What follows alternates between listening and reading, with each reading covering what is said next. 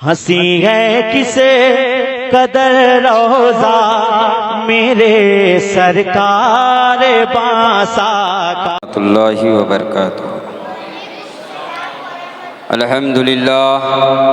अल्हम्दुलिल्लाह रब्बिल आलमीन वस्सलातु वस्सलामु अला सय्यदिल मुरसलीन व अला आलिहि व सहाबिहि अजमाईन।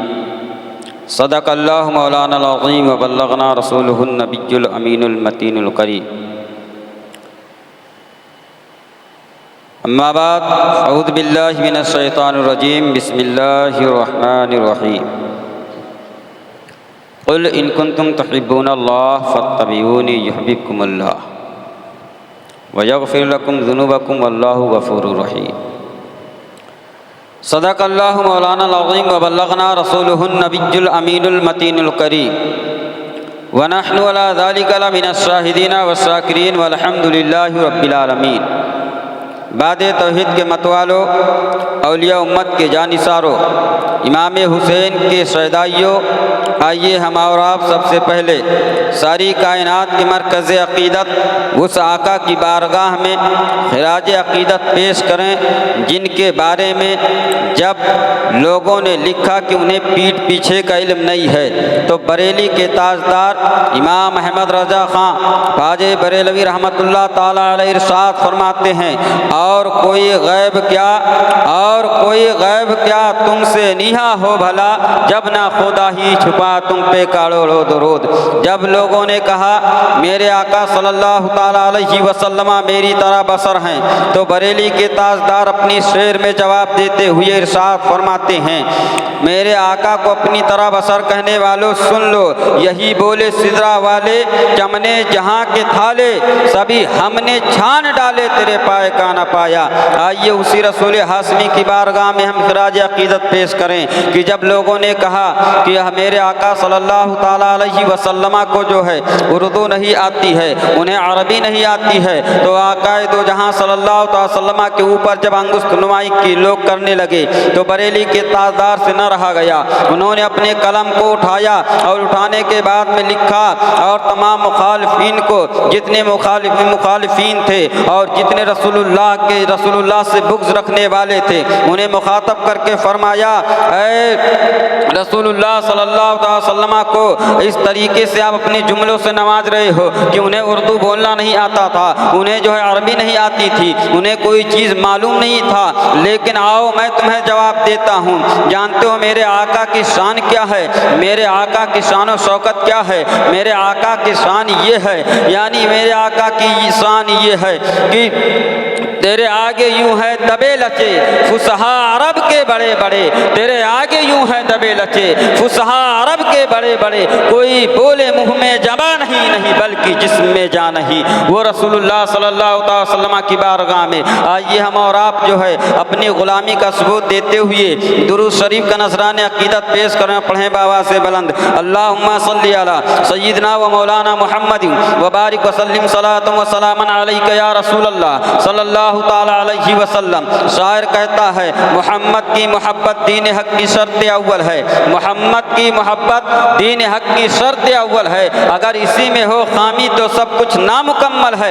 अगर हम रसूलुल्लाह से मोहब्बत करते हैं तो हमारी तमाम चीज़ें जो हैं वो पायेदार हैं, तमाम चीज़ों में हम कामयाब हैं। बुखारी शरीफ की हदीस है, अल्लाह के रसूल सल्लल्लाहु अलैहि वसल्लम ने इरशाद फरमाया, जब सहाबा ने सवाल किया ऐ आकाए दो जहां सल्लल्लाहु अलैहि वसल्लम ईमान कामिल कब हो सकता है? मेरे आका ने फरमाया, जब तक तुम अपनी औलाद से ज़्यादा, अपनी जान से ज़्यादा, लोगों से ज़्यादा, अपने माँ बाप से ज़्यादा मुझसे मोहब्बत ना कर लो, तब तक तुम्हारा ईमान कामयाब जो है कामिल हो ही नहीं सकता है। ये मेरे आका सल्लल्लाहु अलैहि वसल्लम ने इरशाद फरमाया है। हजरात मोहतरम, हम और आप जो है खुलफाए राशिदीन का वाक़या जो है सुनते चले आ रहे हैं। खुलफाए राशिदीन कहते किसे हैं? खुलफाए राशिदीन हैं क्या? का खिलाफत राशिदा क्या है, आखिर खिलाफत राशिदा में किन लोगों का शुमार होता है, मैं आपको बताना चाहता हूँ। पूरी जो है मेरे आका की वफात के बाद जो खिलाफत का सिलसिला शुरू हुआ है वो 30 साल तक जो है खिलाफत का सिलसिला चला है। और 30 साल के बाद में हजरत अबू हुरैरा रवायत करते हैं, वो कहते हैं 30 साल तक ये खिलाफत रहेगी और 30 साल के बाद जो खिलाफत कायम होगी वो जो है खिलाफत नहीं होगी बल्कि वो लड़कों की और जो है तमाम लड़कों की और नौजवानी के आलम में लोगों की वो हुकूमत होगी, खिलाफत नहीं होगी। वो कौन सी हुकूमत थी जिसके बारे में जो है हजरत अबू हुरैरा रज़ी अल्लाह ताला अन्हु साथ फरमाते हैं 30 साल तक खिलाफत राशिदा कायम रही। उन 30 साल में कौन कौन लोग कितने दिन तक अंजाम दिए हैं खिलाफत को? 2 साल 3 माह तक हजरत अबू बकर सिद्दीक रज़ी अल्लाह ताला अन्हु जो है मसनद खिलाफत पर फाइज रहे। और उसके बाद में जानते हैं उसके बाद में 10 साल 6 माह तक हजरत उमर फारूक आजम रज़ी अल्लाह ताला अन्हु खिलाफत की मसनद पर फाइज रहे। उसके बाद में हजरत उस्मान गनी रज़ी अल्लाह ताला अन्हु जो है 12 साल तक जो है खिलाफत के मसनद पर फाइज रहे और अपने खिलाफत में और अपने दौरे हुकूमत में जो है इस तरीके से सहूलतें जो है लोगों को दिया है। हजरत उमर फारूक आजम ने हमें क्या नहीं दिया है? आज जो पुलिस चौकी पाई जाती है उमर फारूक आजम ने दिया है, डाक खाना पाया जाता है उमर फारूक आजम ने दिया है, मनी ऑर्डर किया जाता है उमर फारूक आजम ने दिया है। तमाम चीज जो हैं ये सब इस्लाम से लिए गए हैं। उसके बाद में 4 साल 9 माह तक हजरत अली रज़ी अल्लाह ताला अन्हु जो है ये मसनद खिलाफत पर फाइज रहते हैं। और उसके बाद में 6 माह तक जो है हजरत इमाम हसन रज़ी अल्लाह ताला अन्हु रहते हैं। अब आप जोड़ लीजिए 30 साल मुकम्मल हो रहे हैं। अब 30 साल की ये इन ही लोगों को जो है खुलफाए राशिदीन कहते हैं और इन्हीं की खिलाफत को खिलाफत राशिदा कहा जाता है। अल्लाह अकबर। हजरत अली रज़ी अल्लाह ताला अन्हु की पैदाइश कब होती है?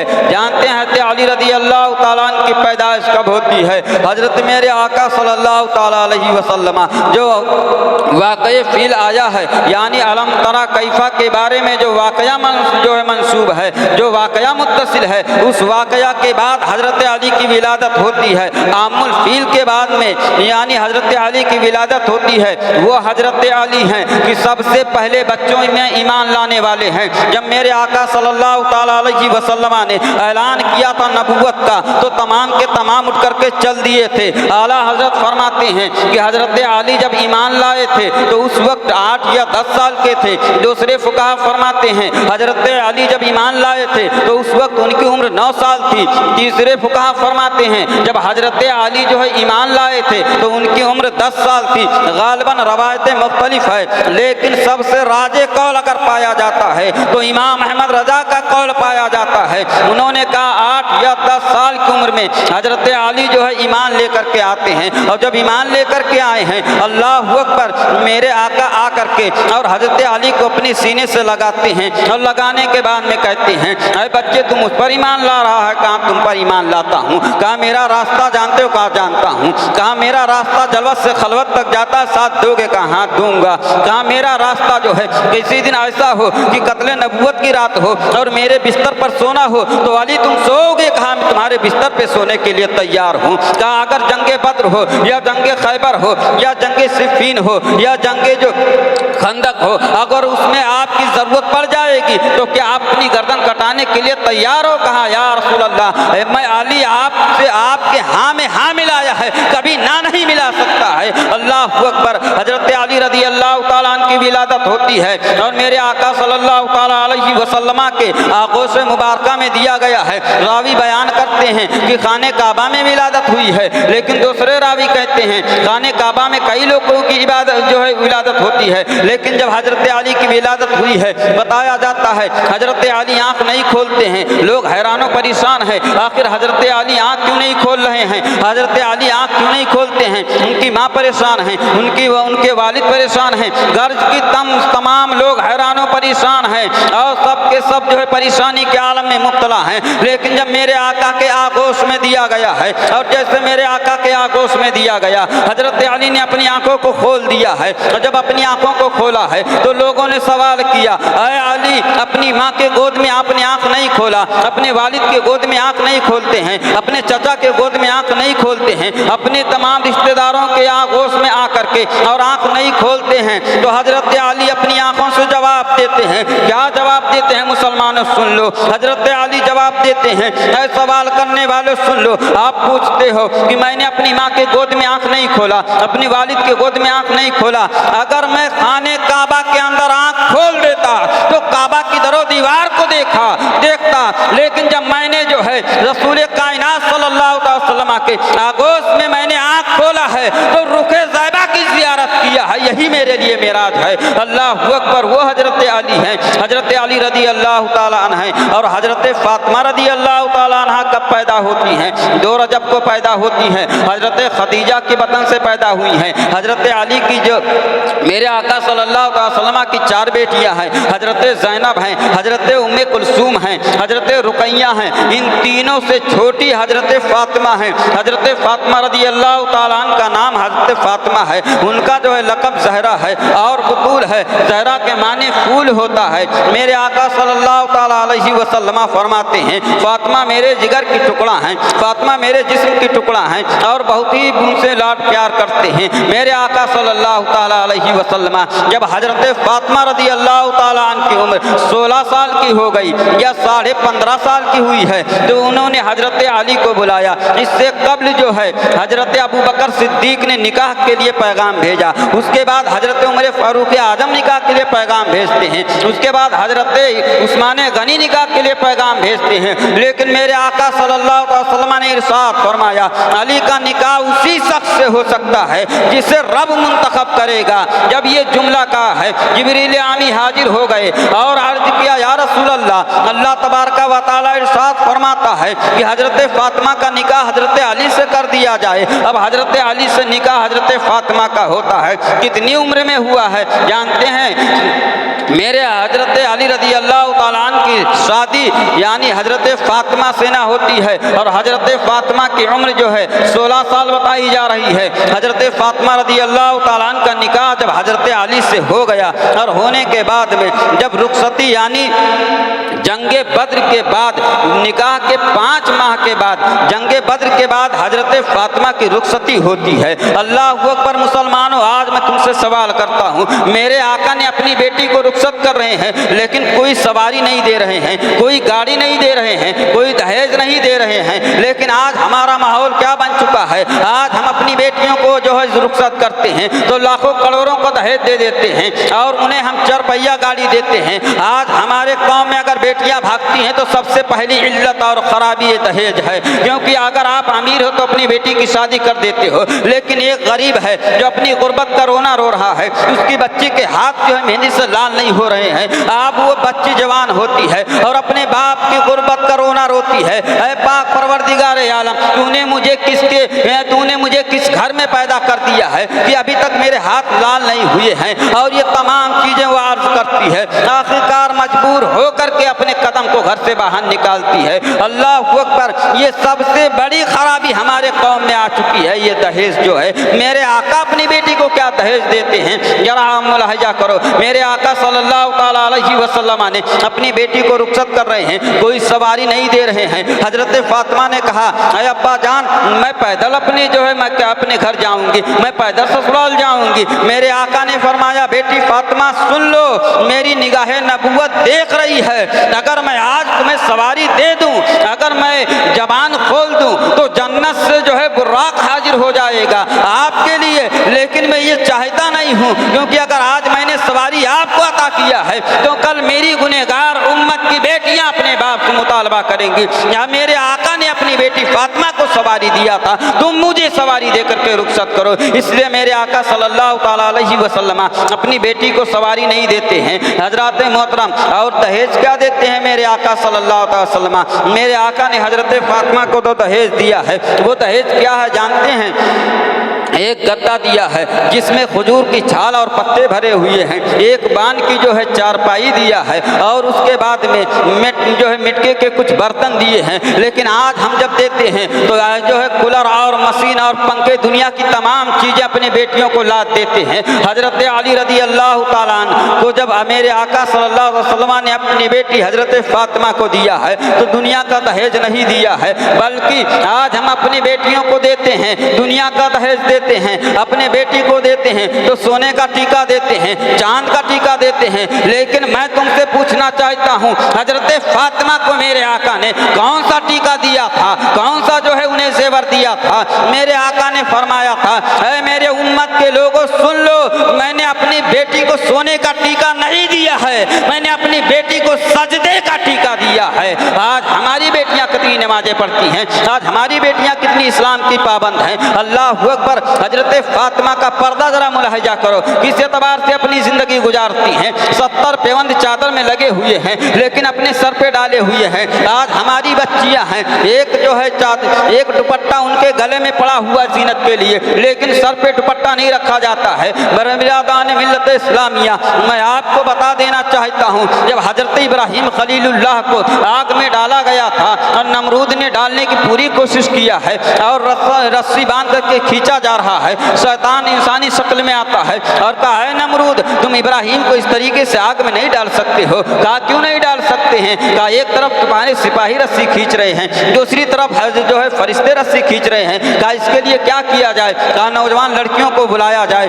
नौजवान लड़कियों को बुलाया गया है और बुलाने के बाद में उनके सर से दुपट्टा उतार दिया गया है। अब जब रस्सी खींची जा रही है, उनके सिपाही मुकम्मल तौर पर रस्सी खींचते हैं और खींचने के बाद में जब छोड़ते हैं, हजरत इब्राहिम अलैहिस्सलाम आग के अंदर चले जाते हैं। इससे सबक क्या मिलता है? आज हम करोड़ों कमाते हैं, आज हम जो है महीने का 25-30 हज़ार रुपया कमाते हैं, लेकिन घर में बरकत नहीं है। सबसे पहली खराबी यह है कि वो जो है शैतान ने बता दिया है कि अगर लड़कियों के सर से दुपट्टा उतर जाए तो रहमत के फरिश्ते घर में नहीं आया करते हैं। बिरादान मिल्लत इस्लामिया, आज हम और आप किस माहौल में जी रहे हैं? जरा सोचो, तुम्हारी नौजवान लड़की है जिसके नाखून को किसी ने नहीं देखा है, जिसके चेहरे को नहीं देखा है, जिसके जो है चाल और उसके बैठने उठने के तरीके को नहीं देखा है, लेकिन वही लड़की तुम्हारी है, रात की तन्हाई में कमरे में जाती है, रात की तन्हाई में कमरे में बंद हो जाती है, मोबाइल लेती है, इंस्टाग्राम खोलती है और टिकटॉक बनाना शुरू कर देती है और बनाने के बाद में फेसबुक पे वायरल करती है और इंस्टाग्राम पर डालती है। वही लड़कियां जो है नाजायज ताल्लुक बना लेती है। आला हजरत ने बहुत पहले फरमा दिया था, अपनी लड़कियों को पढ़ाना जरूर लेकिन उनके हाथ में कलम नहीं देना। आज हम और आपने अपनी लड़कियों को किस मोड़ पे लाके खड़ा कर दिया है? कहते हैं हमारी लड़की मेरी इज्जत जो है पामाल कर रही है, मेरी इज्जत को अपने पैर की जूती बना रही है। अरे सबसे पहले तो गलत रविश पे तुमने कायम किया है, सबसे पहले गलत रास्ते पे तुमने चलाया है। अगर हजरत फातिमा के रास्ते पे चलाया होता तो फातिमा नहीं बन सकती थी, लेकिन कनीज़े फातिमा बनकर जिंदगी गुजारती दुनिया में। आज हम और आप जो है जरा अपने घर का माहौल देखें। हम और आप हजरत फातिमा रदी अल्लाह ताला अन्हा हैं, रुखसत होती हैं और रुखसत होने के बाद में अपने घर जाती हैं, अल्लाह के ऊपर घर पहुँचती हैं और अपने हाथों से चक्की चलाती हैं, यानी चक्कियाँ पीसती हैं। हाथों में छाले पड़ गए हैं, पानी भर कर लाती हैं, उनके बदन पे निशान आ गए हैं, हजरत अली रदी अल्लाह ताला अन्हु हैं। और एक बात और है, जब मेरे आका सल्लल्लाहु अलैहि वसल्लम ने हजरत फातिमा को रुखसत किया है और रुखसत करने के बाद में मेरे आका सल्लल्लाहु अलैहि वसल्लम जब गए, हजरत अली के घर गए और जाने के बाद में दरवाजे पर पहुँचे और सबसे पहले इजाज़त तलब किया है, अरे बेटी फातिमा तुम्हारे घर के अंदर आ जाऊँ, आपकी इजाज़त है। हजरत फातिमा अर्ज करते हैं, या रसूल अल्लाह आपके लिए इजाज़त लेने की क्या ज़रूरत है? आप तो जो है पूरी कायनात के ताजदार हैं, आप हमारे अब्बा जान हैं और मुझसे इजाज़त तलब कर रहे हैं। मेरे आका ने फरमाया, जब तुम मेरे घर थी तो मेरी जिम्मेदारी थी, लेकिन आप तुम हजरत अली के घर आ गई हो। अब हजरत अली के घर जब आ गई हो तो अब तुम्हारी जिम्मेदारी बढ़ गई है। अब हम आपके घर अगर आएंगे तो मुझे इजाज़त लेने की ज़रूरत पेश आएगी। हजरत फातिमा कहती हैं, अब्बा हुजूर अंदर आ जाएं। मेरे आका अंदर गए और जाने के बाद में अपने जो है हाथ में पानी लिया है और लेने के बाद में जो है कुछ पढ़ते हैं और पढ़ने के बाद में उससे हजरत अली के बाजुओं पर छींटा मारते हैं, उनके चेहरे पे मारते हैं, उसके बाद घर के दीवारों में छींटा मारे हैं और उसके बाद हजरत फातिमा को पानी पिलाते हैं, उनके चेहरे चेहरे पे छींटा मारते हैं और अब इससे साबित क्या हुआ, इससे दर्श क्या मिलता है? ये मिलता है कि जब हम अपनी बेटियों को रुखसत करें तो इसी तरीके पे रुखसत करें, और जब अपनी बेटियों का घर बसाना चाहें तो इसी तरीके पर अपनी बेटियों का घर बसाएं। लेकिन हम और आप आज घर बसाते हैं तो किस तरीके से बसाते हैं? जरा हम आपसे पूछना चाहते हैं। मुंबई का माहौल है, लेकिन आप यूपी के माहौल में जाइए, जब बेटी की शादी होती है तो जानते हैं ना जाने कितने खुराफातें हुआ करती हैं। लोग नाचने वालों को बुलाते हैं अपने जो है बेटियों के शादी में। मैं तुझसे पूछना चाहता हूँ, मेरे आका सल्लल्लाहु ताला अलैहि वसल्लम ने मस्जिद नबवी के अंदर सहाबा को बुला करके और सबके मौजूदगी में हजरत फातिमा का निकाह किया है, और हम और आप किस तरीके से निकाह करते हैं? हम और आपको चाहिए कि हम हजरत फातिमा की सीरत को पढ़ें और उनके नक्शे कदम पर चलने की कोशिश करें, अपने बच्चियों को उन पर चलाएं। मेरे आका ने जो दर्श दिया है उस पर हम चलें। मेरे आका सल्लल्लाहु ताला अलैहि वसल्लम इरशाद फरमाते हैं, बेटी फातिमा आज से जिम्मेदारी बढ़ गई है, ये तुम्हारे शौहर हैं, इनका तुम ख्याल करना, इनकी जो है इनके बगैर हुक्म के तुम बाहर नहीं जाना, इनके बगैर इजाज़त के तुम घर से बाहर कदम नहीं निकालना। आज इस तरीके से दर्श मेरे आका दे रहे हैं, लेकिन आज अपने घर का माहौल जरा देखो। आपकी बीवी है, आपको खबर नहीं हो रही है, लेकिन वो तुमसे बगैर पूछे मार्केट में जा रही है, तुमसे बगैर पूछे अपने जो है मैका चली जा रही है, तुमसे बगैर पूछे अपने भाई के घर जा रही है। लेकिन मैं हजरत फातिमा रज़ी अल्लाह ताला अन्हा है, मेरे आका सल्लल्लाहु ताला अलैहि वसल्लम हजरत फातिमा को लेने के लिए गए हैं, और जब गए तो हजरत अली घर में नहीं है, हजरत फातिमा बैठी हुई हैं। मेरे आका ने कहा, मेरे आका ने फरमाया, बेटी फातिमा मैं तुम्हें लेने के लिए आया हूँ। हजरत फातिमा कहती हैं, अब्बा हुजूर जब मैं रुखसत हुई थी तो आप ही ने कहा था कि अपने जो है शौहर के हुक्म के बगैर घर से कदम नहीं निकालना, अपने शौहर की इजाज़त के बगैर तुम घर से अपने कदम को नहीं निकालना। लेकिन आए मेरे आका, अब मैं आपके साथ कैसे चल दूँ? मेरे शौहर तो नहीं है, हजरत अली घर में नहीं है। मेरे आका सल्लल्लाहु ताला अलैहि वसल्लम इंतजार करते हैं, और इंतजार करते करते जब हजरत अली नहीं आते हैं, मेरे आका सल्लल्लाहु ताला वसल्लम वापस चले आते हैं। अब हजरत अली जब आए तो हजरत फातिमा ने कहा, ऐ शौहरे नामदार, मेरे सरताज, मेरे मजासी खुदा, आज मैं हजरत मेरे आका सल्लल्लाहु ताला अलैहि वसल्लम घर में तशरीफ़ लाए थे। कहा किस गर्ज से आए थे? क्या इस गर्ज से आए थे कि वो हमें ले जाने के लिए आए थे और कह रहे थे तुम मेरे साथ चलो? मैं नहीं गई इसलिए आप नहीं थे। हजरत अली फरमाते हैं, फातिमा आकाए दो जहाँ सल्लल्लाहु अलैहि वसल्लम खाली हाथ चले गए, आप उनके साथ नहीं गई। हजरत फातिमा ने कहा, ऐ मेरे शौहर सुन लो, जब मेरे आका ने खुद फरमाया था अपने शौहर की इजाज़त के बगैर घर से कदम नहीं निकालना, तो मैं बगैर आपके पूछे हुए आका के साथ कैसे चली जाती? अल्लाह अकबर। आज मेरे घर की औरतें हैं, आपसे पूछती भी नहीं हैं, और अपने जो है बाज़ारों में घूमती हैं, मार्केटें किया करती हैं, अपने घर और अपने भाइयों के यहाँ जाया किया करती हैं। लेकिन कल जब मैदान महशर कायम होगा, हजरत फातिमा होंगी, मेरे आका सल्लल्लाहु अलैहि वसल्लम होंगे। हजरत फातिमा जब ये सवाल करेंगी, ऐ मेरे आका के कलमा पढ़ने वालियों सुनो, मैंने अपने शौहर की इजाज़त के बगैर अपने अब्बू जान के साथ नहीं गई थी, और तुमने अपने शौहर के बगैर इजाज़त के बगैर कैसे जो है घर से कदम निकाला था? उस वक्त क्या जवाब देंगे? इसलिए हम और आपको चाहिए कि अपने घर के माहौल को हम रसूलुल्लाह के बताए हुए साँचे में ढाल लें, रसूलुल्लाह के बताए हुए तौर तरीके पर ले आएँ। जब हम इस तरीके से अपनी ज़िंदगी गुजारेंगे तो दुनिया में भी कामयाबी होगी, आखिरत में भी कामयाबी होगी, हमारे घर में बरकतें भी आएंगी और हमारी परेशानियां भी दूर होंगी। लेकिन हम इस तरीके से अमल कर ही नहीं पा रहे हैं। अल्लाह अकबर।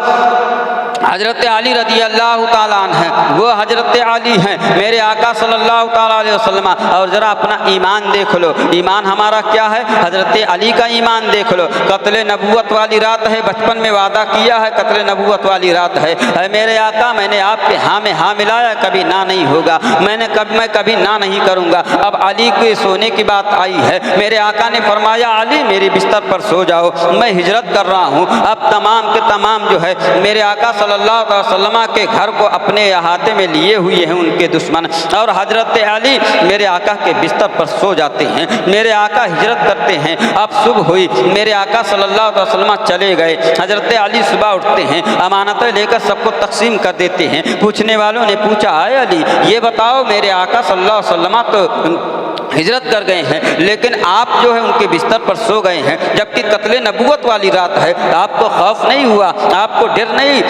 डर महसूस नहीं हुई। आपने कहा, मेरे हजरत अली फरमाते हैं, ऐ सवाल करने वालों सुन लो, मेरे आका ने फरमाया था, अली मेरे बिस्तर पर सो जाओ और जब सुबह होगी तो ये अमानतें फला फला को देकर मेरे पीछे चले आना। मुझे और दिनों में तो मौत आ सकती थी, लेकिन आज की जिंदगी जो थी, मेरे आका कुछ जमानत दे करके गए थे, मुझे मौत नहीं आ सकती थी, क्योंकि मेरे आका ने फरमाया था कि अली मेरे पीछे आ जाना, इसलिए आज मुझे मौत आ ही नहीं सकती थी।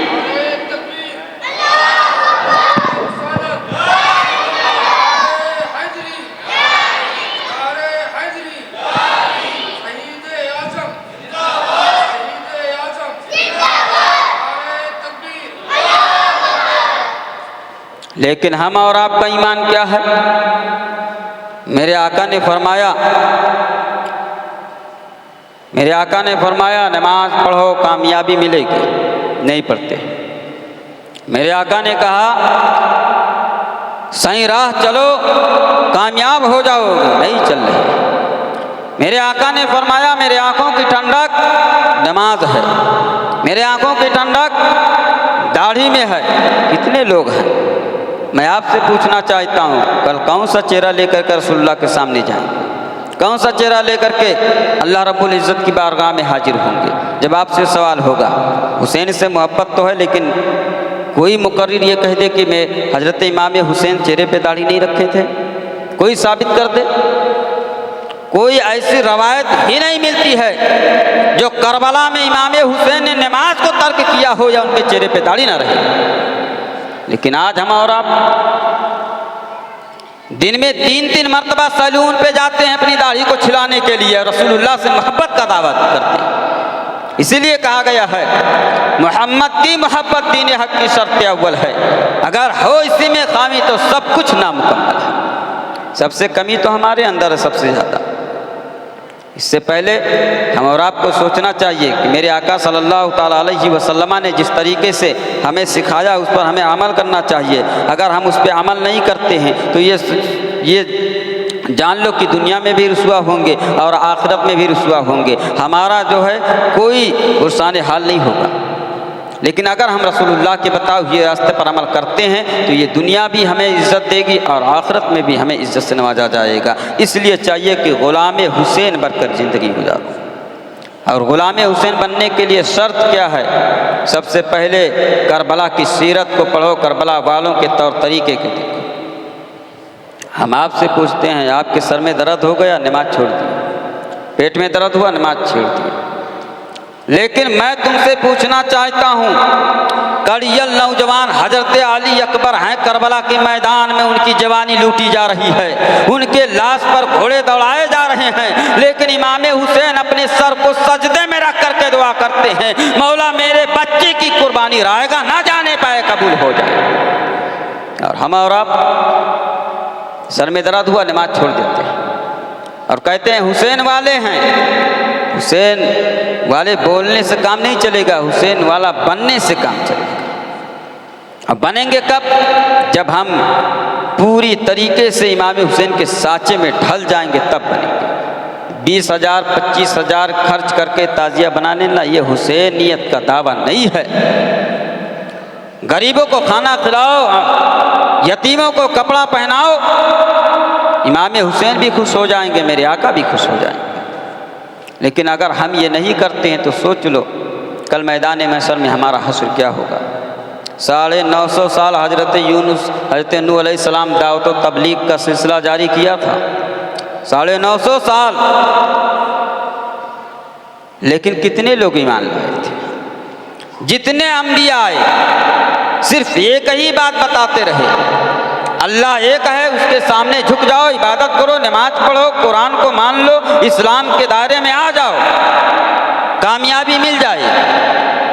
तो जब अंबिया की बातों को हम ठुकरा दिए तो हम जैसे मौलवी की बात कैसे हम मान सकते? जब हमारे अंदर खौफे खुदा नहीं है, कुरान पहला पारा खोलो, उसमें लिखा है कि कुछ लोगों के दिल तो पत्थर की तरह हो गए, कुछ इस तरह सख्त हो गए और कुछ पत्थर ऐसे जिसमें से झरने बहते हैं, नहरें बहती हैं, लेकिन हमारे दिल इतने सख्त हो गए कि कितनी भी सख्त बात कह दी जाए लेकिन असर नहीं होता। इसलिए किसी शायर ने क्या ही खूब कहा था, फूल की पत्ती से कट सकता हीरे का जिगर, फूल की पत्ती से कट सकता हीरे का जिगर, मर्द नादा पर कलाम नर्म व नाजुक बेअसर।